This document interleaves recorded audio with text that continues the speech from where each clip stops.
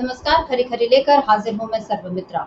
मां अक्षर से शुरू होने वाले कुछ शब्द पीएम मोदी को बहुत परेशान करते रहे हैं। आप जानते हैं, म से मणिपुर, म से महंगाई, म से महिला पहलवान, और अब ऐसा लग रहा है कि म से महाराष्ट्र भी इसमें जुड़ सकता है, क्योंकि ऐसा लग रहा है कि महाराष्ट्र में अब बाजी पलट सकती है और ये बाजी पलट सकती है एमएलसी चुनाव में। जी हां, परसों यानी 12 जुलाई को महाराष्ट्र में एमएलसी के चुनाव होने हैं, जिसके लिए महायुति यानी बीजेपी और एनसीपी और शिवसेना यानी शिंदे गुट और अजित पवार गुट, इनके विधायकों का पलड़ा भारी माना जा रहा है। लेकिन इसके बावजूद जिस तरीके से इन लोगों ने अपने विधायकों की खेमाबंदी शुरू कर दी है, अभी से उनको रखने के लिए रिजॉर्ट देखे जा रहे हैं, होटलों में उनको रखा जा रहा है एक साथ, ताकि वो आखिरी समय में पलट न जाए। इसको देखकर ये कहा जा सकता है कि महायुति में इस समय एक घबराहट है, और इस घबराहट का एक बड़ा कारण है राहुल गांधी, जो कि जल्द ही महाराष्ट्र पहुंचने वाले हैं। पंढरपुर में जो वार्षिक वारी यात्रा होती है, उसमें राहुल गांधी हिस्सा लेने वाले हैं, और राहुल गांधी के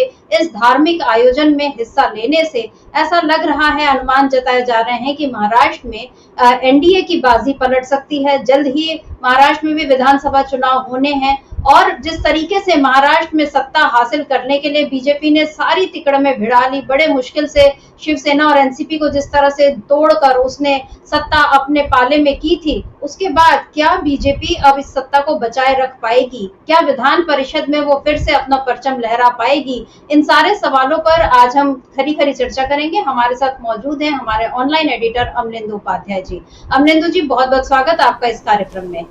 नमस्कार अमरेंदु जी, अभी हम जो देख रहे हैं कि महाराष्ट्र को लेकर अब सियासी हलचल तेज हो गई है। अभी तक जो एनडीए सरकार का गठन हुए 1 महीना पूरा हो गया, मोदी जी विदेश यात्रा पर चले गए, राहुल गांधी जिस तरीके से देश भर में घूमकर दौरे कर रहे हैं, लोगों से मिल रहे हैं, उन सब से इंडिया गठबंधन के माहौल में एक उसके पक्ष में माहौल बनता हुआ दिख रहा है। लेकिन एनडीए के लिए अब जगह जगह मुश्किलों की खबरें आने लग गई हैं, और ऐसी एक मुश्किल की खबर आ रही है महाराष्ट्र से, जहां आपके जो विधान परिषद चुनाव होने हैं, आंकड़े बताते हैं कि विधान परिषद चुनाव के लिए बीजेपी ने, जो महायुति का जो एक अहम हिस्सा है बीजेपी, उसने 5 कैंडिडेट खड़े किए हैं, और अजित पवार और शिवसेना गुट वाले 2-2 कैंडिडेट, यानी कुल 9 कैंडिडेट हैं। 11 सीटों के लिए 12 कैंडिडेट हैं, जिसमें से 9 अभी इसके बताए जा रहे हैं, जबकि महाविकास अघाड़ी की ओर से कांग्रेस के एक हैं प्रज्ञा सातव, शिवसेना यूबीटी के मिलिंद नार्वेकर, और एनसीपी जो शरद पवार गुट की पीजन पार्टी के जो नेता हैं जयंत पाटिल, उनको समर्थन किया है। यानी 11 सीटों के लिए 12 कैंडिडेट, और इसी से अब महायुति में एक घबराहट फैल रही है कि क्रॉस वोटिंग हो सकती है, और इसी वजह से अब जो एनसीपी विधायक, उनको जो अजित पवार गुट के विधायक है, उनको सब एक जगह रखने की कोशिश शुरू हुई है। ये सारे लोग अभी कल या परसों अजित पवार के साथ सिद्धि विनायक मंदिर भी गए थे, और उसके बाद वहां से उन्होंने निकलकर कहा था कि हमको गणपति बप्पा का आशीर्वाद है और हम सब एक साथ रहेंगे। लेकिन इस पर भी जो संजय राउत है, उन्होंने तंज कस दिया था कि बप्पा भी सब जानते हैं कि कौन झूठ बोल रहा है और किसको जीत मिलनी चाहिए। इस तरह से संजय राउत एक अलग ही वो तंज कसते हैं, और उनमें एक अलग आत्मविश्वास भी दिखाई दे रहा है। लेकिन इस बीच जो हम ये बात कर रहे हैं कि जो महायुति में घबराहट फैलने की सबसे बड़ी वजह आपको क्या लगती है? क्योंकि उनके पास सत्ता है, उनके पास संख्या बल भी है। अभी 288 सदस्यों वाली जो महाराष्ट्र विधानसभा है, उसमें 274 विधायक इस वक्त हैं। तो और उसमें भी ये माना जा रहा है कि जिसकी सत्ता है एमएलसी के चुनाव पर, उसी का पलड़ा भारी होता है। ये हमेशा होता रहा है, कभी कभार ही ऐसा होता है कि बाजी पलट जाती है। इस वक्त महाराष्ट्र में इसी बाजी के पलटने की चर्चाएं तेज हो रही हैं, और इसका एक सबूत खुद अजित पवार गुट ने दे दिया, जब वो अपने सारे विधायकों को एक साथ रख रही है। अब चूंकि मुंबई में अंबानी की शादी जो है, उसके कारण सारे 5 स्टार बुक बताए जा रहे हैं, तो इसको लेकर अब ये कहा जा रहा है कि वो मुंबई से बाहर किसी रिसोर्ट में उनको सब साथ में रखेंगे। तो जहां कभी भी ऐसा होता है कि सारे विधायकों को एक साथ रखने की जरूरत पड़ती है, वहीं ये समझ में आ जाता है कि मामला कुछ गड़बड़ है। महाराष्ट्र में किस तरह की गड़बड़ी देख रहे हैं एमवीए, ये जो महायुति में, और किस तरह की जो हालत आप खराब पा रहे हैं बीजेपी की और उसके सहयोगियों की? अमरेंद्र जी, देखिए सर्वमित्रा जी, एक तो क्या अच्छे दिन आए हैं कि अब वो भारतीय जनता पार्टी और उसके सहयोगियों को, एनडीए के विधायकों को रिजॉर्ट्स में बंद करना पड़ रहा है, जबकि वहाँ उनकी सरकार है। तो इससे ज़्यादा और अच्छे दिन क्या आ सकते हैं? आप समझ सकती हैं कि कितना ज़्यादा खौफ जो है वो भारतीय जनता पार्टी के अंदर और एनडीए के अंदर, यानी जो महायुति है महाराष्ट्र में, उसके अंदर है राहुल गांधी का और महाविकास अघाड़ी यानी इंडिया का। ये साफ तौर पे इसको जाहिर करता है। असल में मसला समिता जी ये है कि चूँकि अभी जो विधान परिषद के चुनाव हो रहे हैं और 100 दिन के अंदर अंदर विधानसभा के चुनाव होने हैं। विधान परिषद के चुनाव में विधायकों को वोट देना है और उन विधायकों को 100 दिन के अंदर अंदर ही जाना है चुनाव में, विधानसभा चुनाव के लिए, खुद का चुनाव लड़ने के लिए। ऐसे में उनके ऊपर दबाव जनता की तरफ से है कि आप भारतीय जनता पार्टी का साथ छोड़िए और आप इंडिया गठबंधन की तरफ आइए। अगर आपको दोबारा चुनाव मैदान में आना है तो आपको ये काम करना पड़ेगा, वरना आपको शिकस्त मिलेगी। ये विधायकों की समझ में आ रहा है, जो महायुति के विधायक हैं यानी जो एनडीए के विधायक हैं, उनको ये बात समझ में आ रही है। महायुति और यानी कि भारतीय जनता पार्टी इसीलिए परेशान है कि उसके विधायक यदि क्रॉस वोटिंग करते हैं तो वो फिर इंडिया गठबंधन के प्रत्याशी जो वो जीत जाएंगे और उसका चुनाव से ठीक पहले एक बहुत ख़राब संदेश जाएगा कि ये अपने विधायकों को भी संभाल के नहीं रख पा रहे हैं।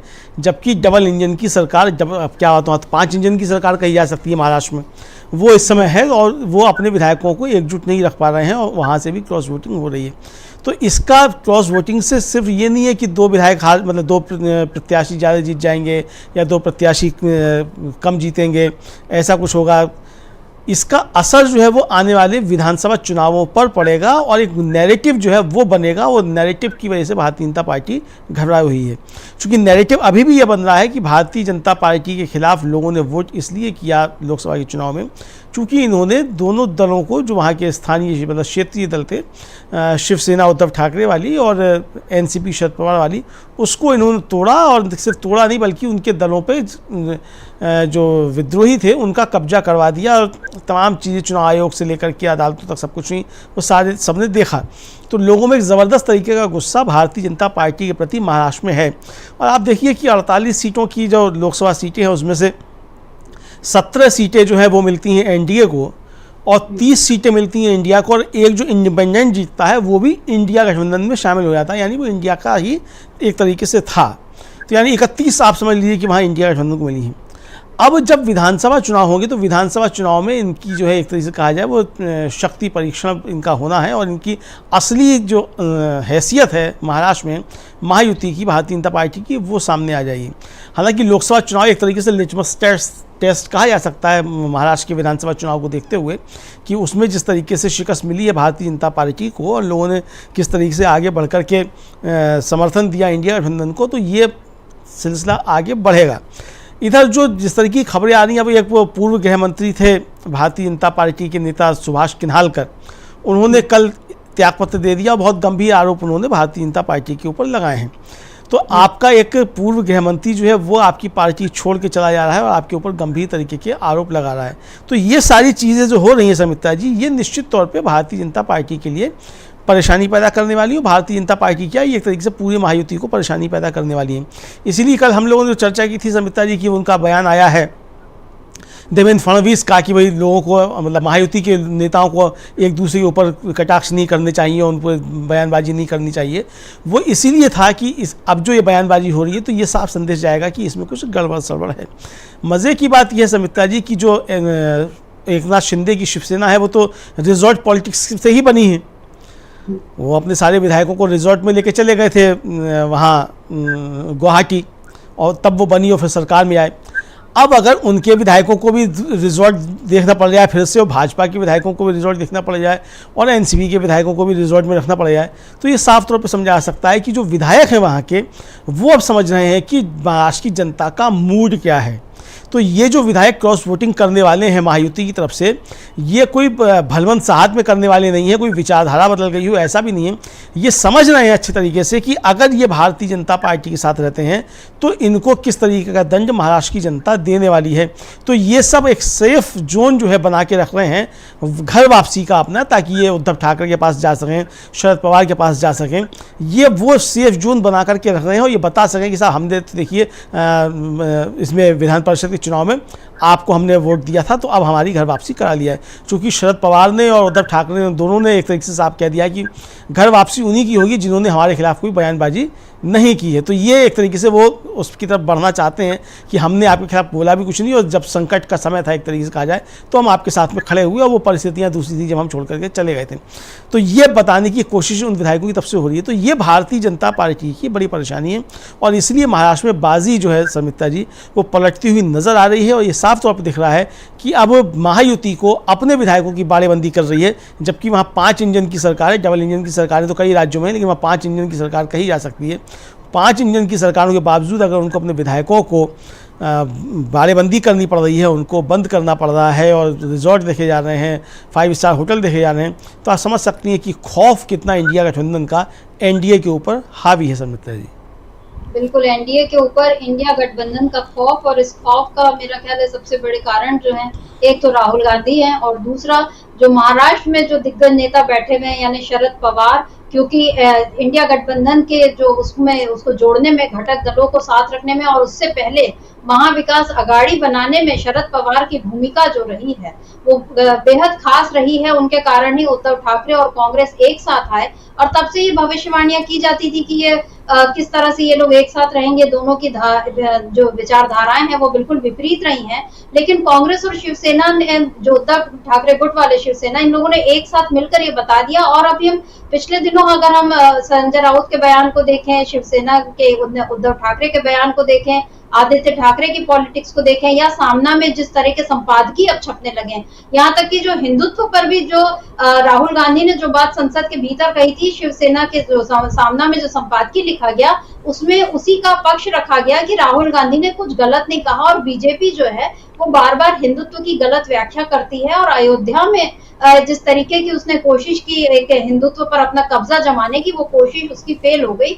ये शिवसेना उद्धव ठाकरे ने बार बार बता दिया है। और ये बिल्कुल सही बात है कि एकनाथ शिंदे भी गुवाहाटी से लेकर गोवा तक रिजॉर्ट में अपने विधायकों को साथ लेकर वो घुमाते रहे, लेकिन अब शायद वक्त आ गया है कि वो विधायक वापस इस गुट में लौटने के लिए तैयार हैं। और जो शिवसेना उद्धव ठाकरे गुट के जो कैंडिडेट है मिलिंद नार्वेकर, उनको लेकर एक जो बड़ी चिंता, क्योंकि बहुत से ऐसा माना जा रहा है कि शिंदे गुट के बहुत से विधायक जो हैं वो उनके पक्ष में वोटिंग कर सकते हैं। एक तो ये बड़ा डर अभी भी है, और दूसरा अजित पवार गुट के भी बहुत से विधायकों के लिए ये कहा जा रहा है कि वो शरद पवार गुट में लौटने को तैयार हैं, बस वहां से हरी झंडी मिलने की देर है।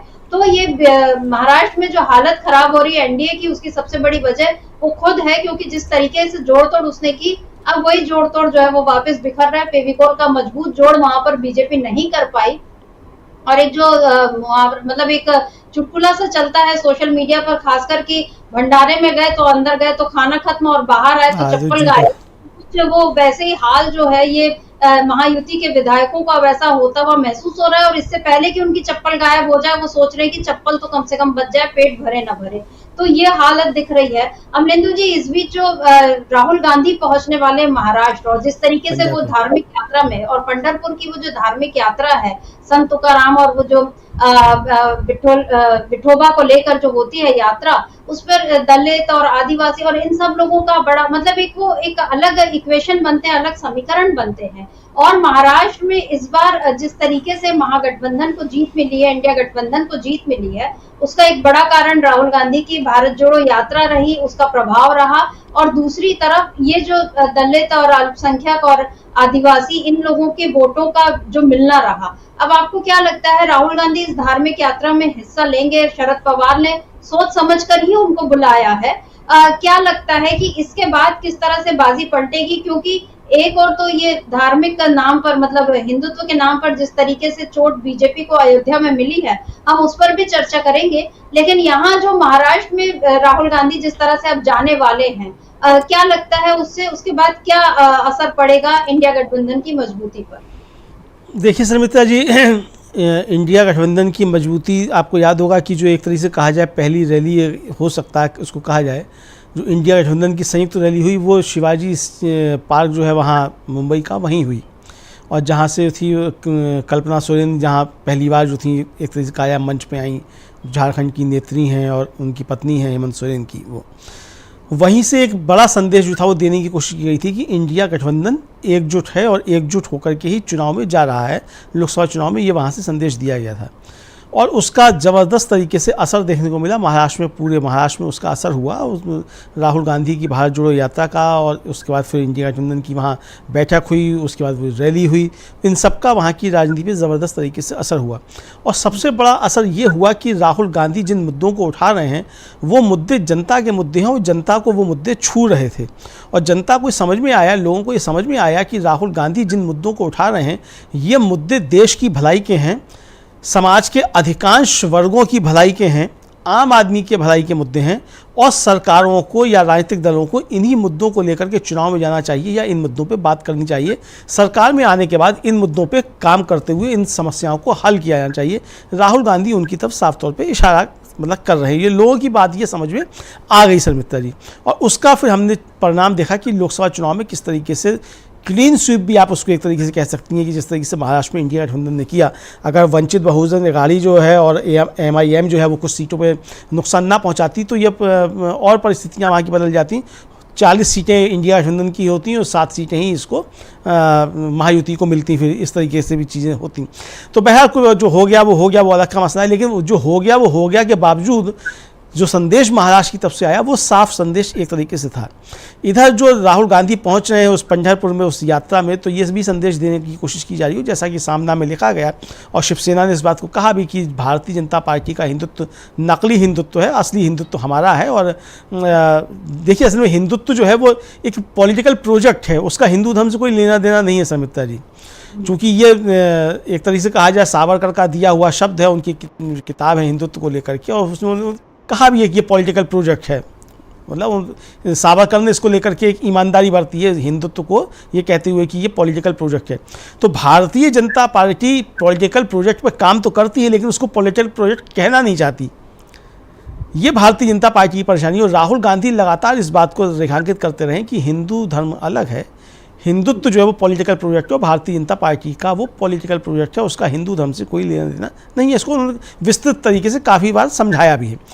अब शिवसेना ने भी वही चीज़ें समझाई हैं। फिर जो राहुल गांधी के बयान को लेकर के जिस तरीके से भारतीय जनता पार्टी उड़ी थी और प्रधानमंत्री नरेंद्र मोदी खुद संसद में खड़े हुए थे, तो ये भी खुल करके सामने आ गया कि राहुल गांधी ने भारतीय जनता पार्टी और RSS के लिए कहा था कि आप लोग हिंदू नहीं हैं और आप हिंदू होने क्या दिखावा करते हैं, ढोंग करते हैं, और सुबह से लेकर शाम तक आप जो है नफरत और हिंसा फैलाते हैं। ये राहुल गांधी के उससे स्पष्ट हुआ। फिर शंकराचार्य की बाइट आई, उन्होंने भी स्पष्ट रूप से बता दिया कि उन्होंने राहुल गांधी का पूरा वक्तव्य सुना संसद में क्या था, और राहुल गांधी सही बोल रहे हैं। राहुल गांधी तो कह रहे हैं कि हिंदू हिंसक नहीं हो सकता, हिंदू धर्म में हिंसा का कोई स्थान नहीं है। अभय मुद्रा की बात कर रहे हैं, शिव जी की बात कर रहे हैं, ये सारी बातें सब सामने आ गई।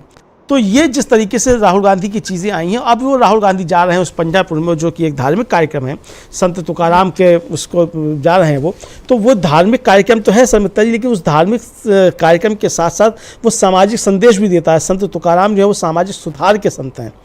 संत तुकाराम जो है वो बाबा रामदेव टाइप के संत नहीं हैं, वो सामाजिक सुधार के संत हैं, और बहुत सम्मानित उनका स्थान है इस देश के समाज सुधार के आंदोलनों में और संत परंपरा में संत तुकाराम का। तो राहुल गांधी वहाँ जा रहे हैं, निश्चित तौर से वहाँ जो संदेश जाएगा वो राजनीतिक संदेश भी होगा, सामाजिक संदर्भों में भी वो संदेश होगा, हर तरीके का संदेश होगा।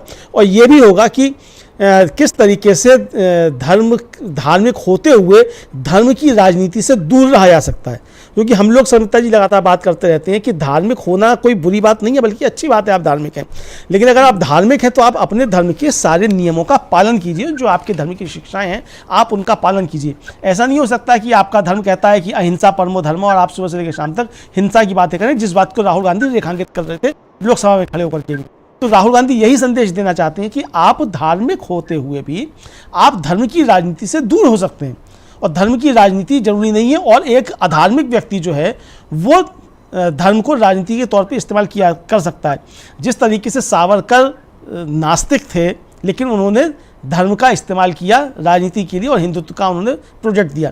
इसी तरीके से जिन्ना जो थे वो भी नास्तिक थे, शराब भी पीते थे, लेकिन जिन्ना ने इस्लाम का इस्तेमाल किया अपनी पॉलिटिक्स के लिए और उसका राजनीतिकरण किया। तो यानी इस्लाम अलग है, जिन्ना की पॉलिटिक्स अलग है, हिंदू धर्म अलग है, सावरकर का और भारतीय जनता पार्टी का हिंदुत्व अलग है। ये सारी चीज़ें एक तरीके से समझाने की कोशिश की गई और ये चीज़ें लोगों की समझ में आ रही हैं कि जब आप धर्म का राजनीति के तौर पर इस्तेमाल करते हैं तो वो ख़राब चीज़ हो जाती है, लेकिन आप यदि धार्मिक होते हो, धर्म की शिक्षा का जो दी गई है धर्म शिक्षा, आप उनका सही इस्तेमाल करते हैं तो आप मनुष्य बने रह सकते हैं। तो ये अंतर जो राहुल गांधी ने समझाने की कोशिश की, तो राहुल गांधी जब जाएंगे पंढरपुर तो वहाँ से ये संदेश भी जाएगा। इसके साथ साथ संदेश महाराष्ट्र की राजनीति में ये जाएगा शर्मिष्ठा जी कि इंडिया गठबंधन एकजुट है और एकजुट होकर के राहुल गांधी के नेतृत्व में चुनाव में जा रहा है, ये संदेश भी जाएगा। और वहाँ से एकजुटता का संदेश जो जाएगा वो आने वाले समय में भारतीय जनता पार्टी को और परेशान करता हुआ दिखाई दे सकता है। अब 12 तारीख को विधान परिषद के चुनाव हैं, 13 को राहुल गांधी पहुंचेंगे वहाँ, 13 और 14 2 दिन के कार्यक्रम में राहुल गांधी वहाँ रहेंगे।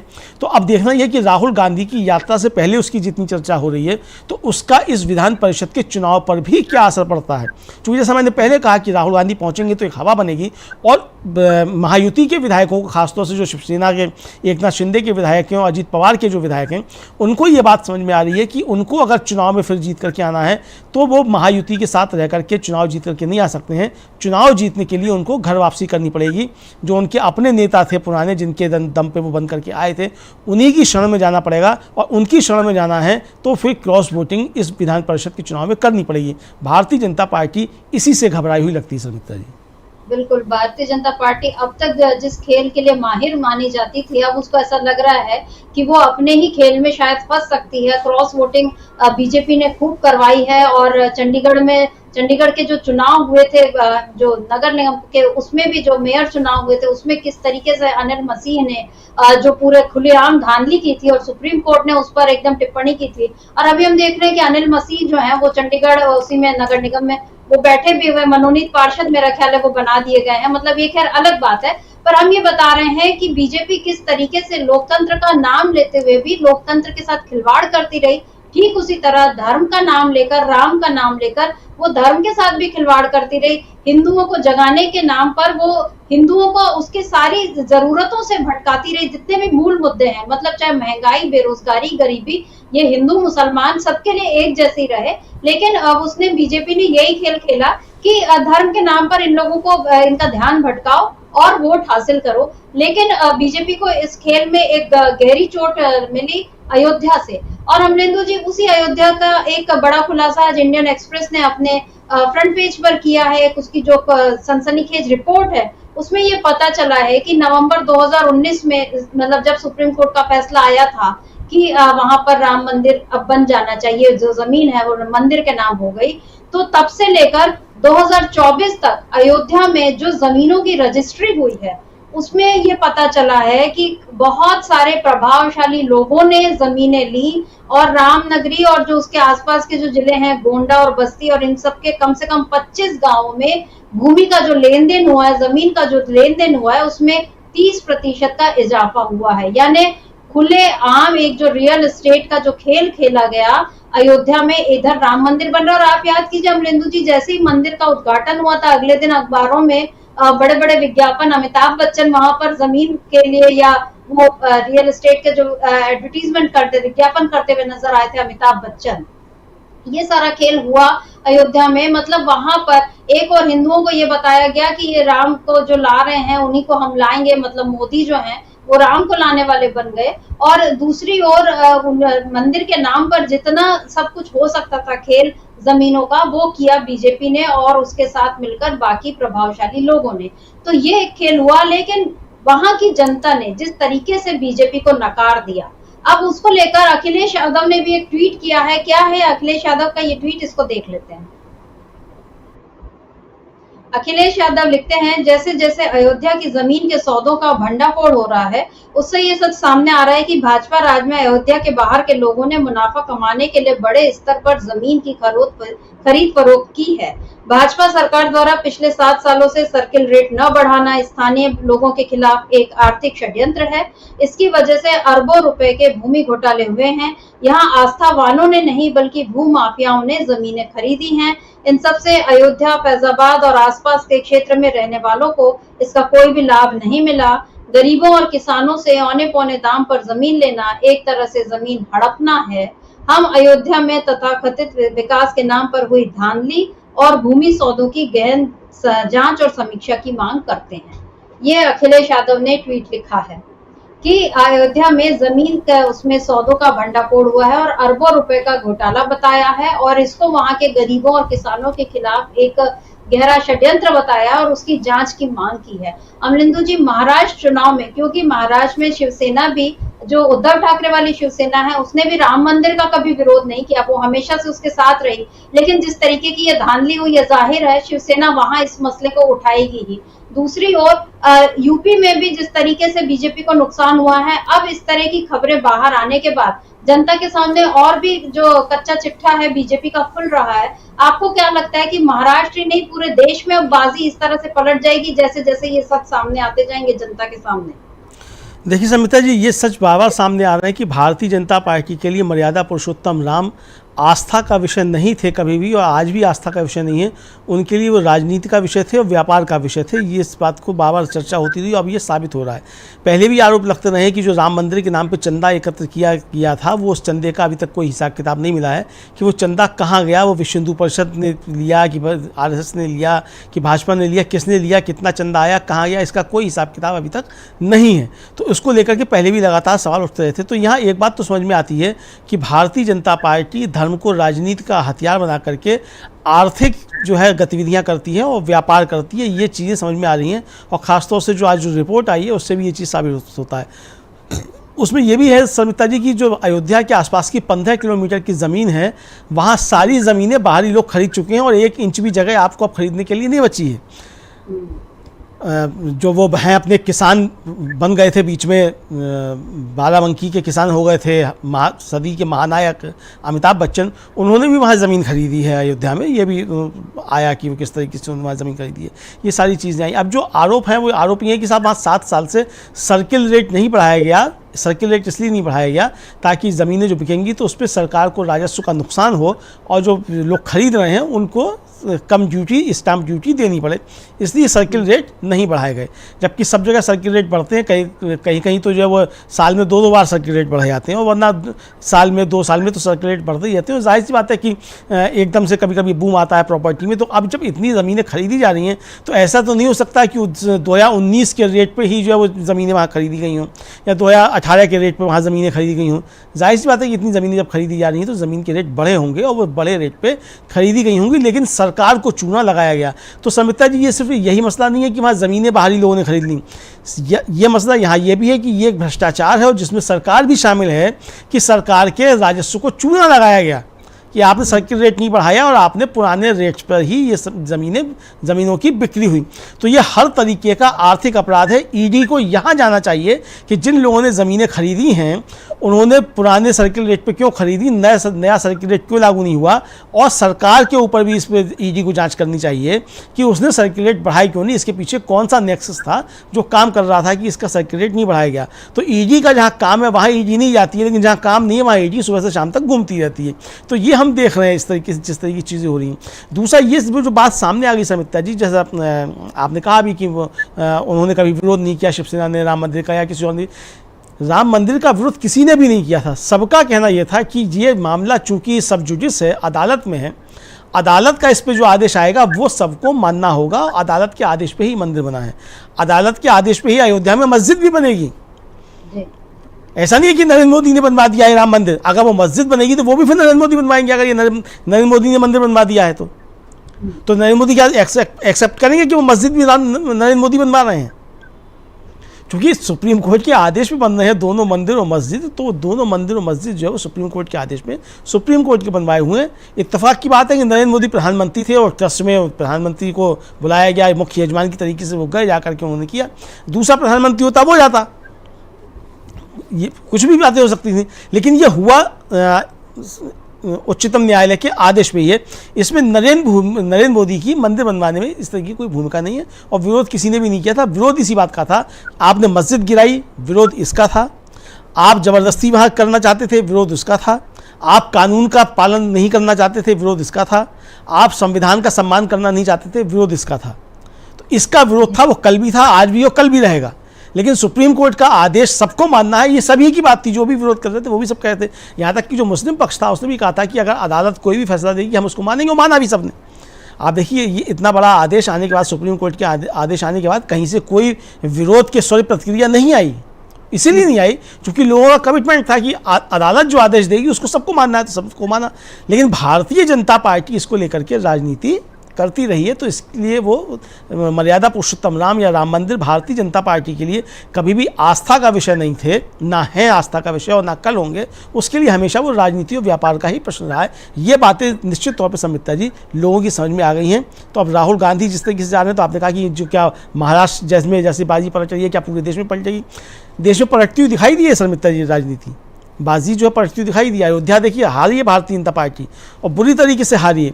और अवधेश प्रसाद जो है उन्होंने बता भी दिए कि किन वजह से हारी है भारतीय जनता पार्टी।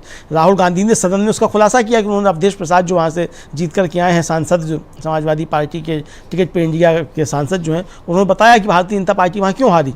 तो ये सब चीज़ें सामने आ चुकी। तो भारतीय जनता पार्टी, लेकिन दिक्कत ये है संबिता जी कि वो अभी भी इन चीज़ों से सबक लेने को तैयार नहीं है कि जनता ने उसको क्या क्या दंड दिए हैं।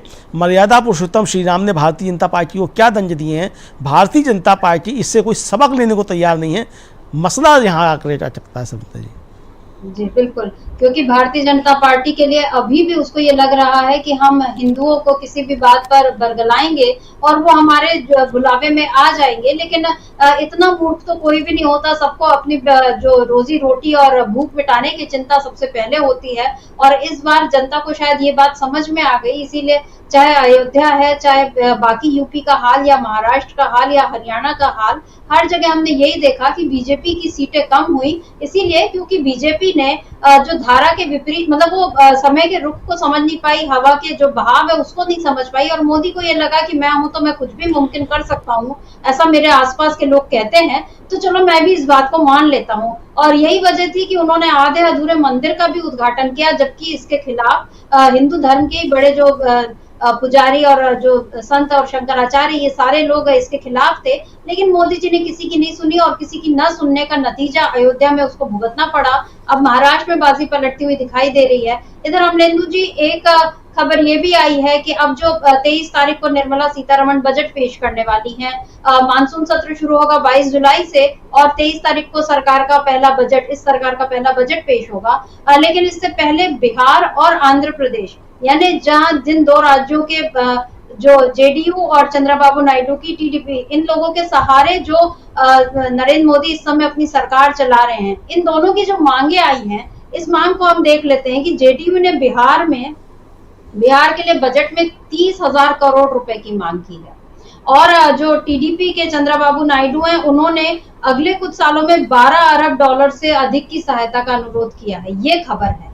मतलब ये जो दोनों इतनी बड़ी राशि, क्या केंद्र सरकार इसके लिए कभी तैयार हो पाएगी? क्योंकि ये बताया जा रहा है कि इन दोनों दलों ने जितनी राशि मांगी है वो केंद्र सरकार की सालाना फूड सब्सिडी के आधे से अधिक के बराबर है। सालाना फूड सब्सिडी का बजट है 2.2 लाख करोड़ रुपीस, मतलब इतना जो रुपया है, और ये दोनों दल मिलाकर उसको भी वो कर रहे हैं। तो ऐसे में जो चंद्रबाबू नायडू और नीतीश कुमार की मांग है, क्या इसको मोदी पूरा करने की स्थिति में दिखाई दे रहे हैं? दूसरी, इन लोगों ने एक और मांग की है, कर्ज में अपने लिए छूट की मांग की है, क्योंकि वित्तीय नियम ये बताते हैं कि राज्यों को अपने क्षेत्र के सकल घरेलू उत्पाद का 3% तक उधार लेना होता है। लेकिन बिहार ने बिना किसी शर्त के 1% तक अतिरिक्त उधारी की मांग की है, और आंध्र प्रदेश ने 0.5% की मांग की है। ये जो मांगे हैं इनकी कि आप हमको बिना शर्त के उधार भी लेने दीजिए, आप हमको इतने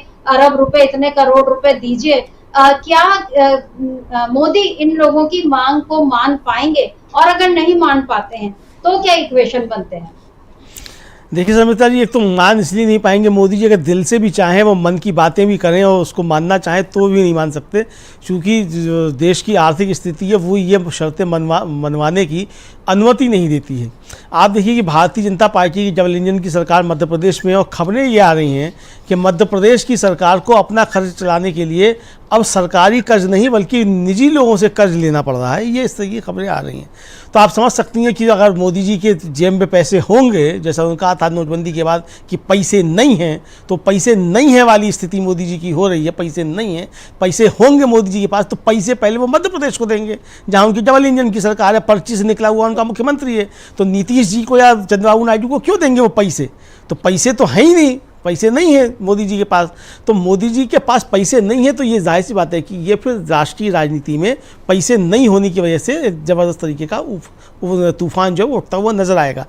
लेकिन ये भी सही है कि आंध्र प्रदेश को अपना विकास करने के लिए, चूंकि नया राज्य बना है, नई उसकी राजधानी बननी है, उसके लिए पैसे की आवश्यकता है। और जाहिर सी बात है कि नया राज्य है तो उसके आय के स्रोत भी कम है, तो उसको आवश्यकता है। बिहार के मामले में ये बात नहीं हो सकती है कि बिहार नया राज्य है, बिहार पुराना राज्य है। तो लेकिन बिहार में जिस तरीके से 19 दिन में 13 पुल गिर रहे हैं, तो ये 13 की संख्या बढ़ करके 23 हो जाए और 30 पुल गिरे महीने में, तो 30 पुल महीने में गिरेंगे तब जब 30 पुल बनेंगे, तो उसके लिए पैसा चाहिए ताकि पुल गिरें। तो पुल गिराने के लिए भी पैसा चाहिए। तो नीतीश कुमार की मांग सही है बिल्कुल कि पैसा दीजिए, हम पुल बनाएं ताकि वो गिरे जा करके, तो उसके लिए भी उनको पैसा चाहिए। तो कुल मिलाकर के पैसा चाहिए दोनों को, नीतीश जी को भी, चंद्रबाबू नायडू को भी। लेकिन मोदी जी के पास तो पैसे नहीं है, तो मोदी जी देंगे कहाँ से? खबर आ रही है कि LIC जो है वो अपने एसेट्स बेच के 60,000 करोड़ करने जा रही है, राजस्व जुटाने जा रही है। तो LIC अगर अपने एसेट्स बेच के 60,000 करोड़ का इंतजाम करने जा रही है तो मोदी जी पैसे कहाँ से दे रहे हैं? तो ये राष्ट्रीय राजनीति में एक ज़बरदस्त तरीके का हमको देखने को मिलेगा। और ये हो सकता है समिता जी कि बजट में जब इन दोनों राज्यों को नहीं मिले कुछ भी, नीलबट्टे सन्नाटा मिले, और जिस तरीके से निर्मला सीतारमण बजट को पेश करती हैं, वो प्याज नहीं खाती हैं, तो जाहिर सी बात है कि वो अमरावती भी नहीं जाती हैं और पटना भी नहीं जाती हैं। तो क्यों देंगी? जब वो प्याज नहीं खाती हैं तो उनको प्याज नहीं खाने पे महंगाई से कोई मतलब नहीं है, प्याज के दाम बढ़ रहे हैं। तो निर्मला सीतारमण तो अमरावती और विजयवाड़ा और पटना भी नहीं जाती हैं, तो क्यों देंगे वहाँ के लिए पैसा? तो वो पैसा नहीं मिलेगा। जब पैसा नहीं मिलेगा तो उसके बाद फिर कुछ ना कुछ गड़बड़ होता हुआ दिखाई आएगा। बजट पास कराना भी सरकार के लिए इसलिए ज़रूरी है समिता जी, बजट भी एक तरीके से सरकार के प्रति विश्वास मत है। और अगर बजट पास नहीं होगा या उसमें संशोधन आएंगे, देखिए क्या परिस्थितियाँ बन सकती हैं। मान लीजिए बिहार को और आंध्र प्रदेश को बजट में पैसा नहीं दिया गया और इन दोनों राज्यों ने के लोगों ने, सांसदों ने कोई उसमें संशोधन प्रस्ताव पेश कर दिए। उन संशोधन प्रस्ताव को इंडिया गठबंधन ने समर्थन दे दिया। वो प्रस्ताव अगर पास हो जाते हैं तो ये सरकार की किरकिरी होगी, यानी कि वो सरकार के प्रति अविश्वास मत एक तरीके से हो जाएगा। तो बहुत सारी इसकी टेक्निकल चीज़ें हैं जो उसको कोई संविधान विशेषज्ञ उस पर बता सकता है अच्छे तरीके से। लेकिन एक पत्रकार होने के नाते जो हम समझ रहे हैं कि क्या क्या परिस्थितियाँ बन सकती हैं, मैं उसके आधार पर ये बातें कह रहा हूँ कि ये परिस्थितियाँ सरकार मतलब बजट के बाद ये पैदा हो सकती हैं अगर इन दोनों राज्यों का, खासतौर से आंध्र प्रदेश और बिहार का, इस बजट में कोई ध्यान नहीं रखा जाता है। अब इसके बाद समस्या ये समिता जी कि सिर्फ इनका ही राज्य ध्यान नहीं रखा जाना है, झारखंड का भी ध्यान रखा जाना है, महाराष्ट्र का भी और हरियाणा का भी। क्योंकि मंत्री बनाए गए हैं तो थोक के भाव में हरियाणा से मंत्री बना दिए गए हैं। चुनावी राज्य है, महाराष्ट्र भी चुनावी राज्य है, तो यहाँ भी बताना है कि मोदी जी खजाना जो है, मोदी जी ने खजाना वो महाराष्ट्र और हरियाणा में खोल दिया, झारखंड में खोल दिया है। तो वहाँ जो खोल देंगे तो बाकी देश में क्या खोलेंगे मोदी जी?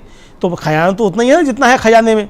तो ये जो प्रैक्टिकल दिक्कतें हैं एक तरीके से सरकार की, वो प्रैक्टिकल जो प्रॉब्लम्स हैं मोदी जी की और सरकार के खजाने की, वो फिर राजनीति में कुछ ना कुछ तूफान जो है वो मचा सकती हैं, उससे तूफान को खड़ा हो सकता है। तो आने वाले दिनों में हम देखेंगे कि महाराष्ट्र में तो खैर सियासी बाजी जो पलटी रही है, क्या केंद्र में भी कोई बाजी पलटती हुई हमको नजर आती है बजट सेशन में समिता जी?